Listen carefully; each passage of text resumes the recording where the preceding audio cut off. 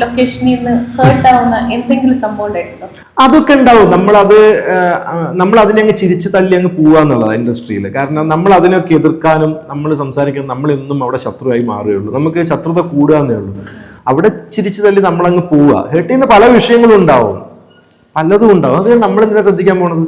ഇതിന്റെ ആവശ്യമില്ല. നമ്മളെ വിളിച്ച നമ്മുടെ ഡയറക്ടർ, നമ്മൾ ഒരു വിശ്വസിച്ച് തന്നിരിക്കുന്ന നമ്മളൊരു കമ്പനി, നമ്മൾ ആ ടൈമിനെ കീപ്പ് ചെയ്യുക, നമ്മളാ പറഞ്ഞ പണി എന്താണോ അത് ചെയ്യാൻ പോവാ. ആ ഹേർട്ട് ചെയ്യുന്നവരെ ഹേർട്ട് ചെയ്തോട്ടെ, അത് അവരുടെ ഡ്യൂട്ടി.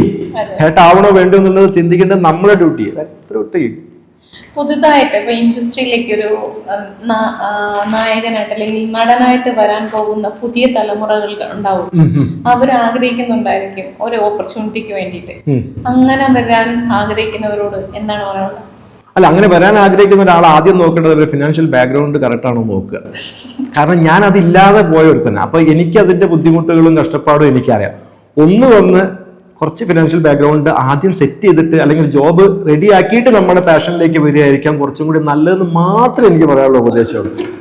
വേറെ ഒന്നുമില്ല, വേറെ ഒന്നും വേണ്ട. എന്നിട്ട് കഷ്ടപ്പെടാൻ ഇറങ്ങുക, അത്ര മാത്രമേ ചെയ്യാനുള്ളൂ അതില്.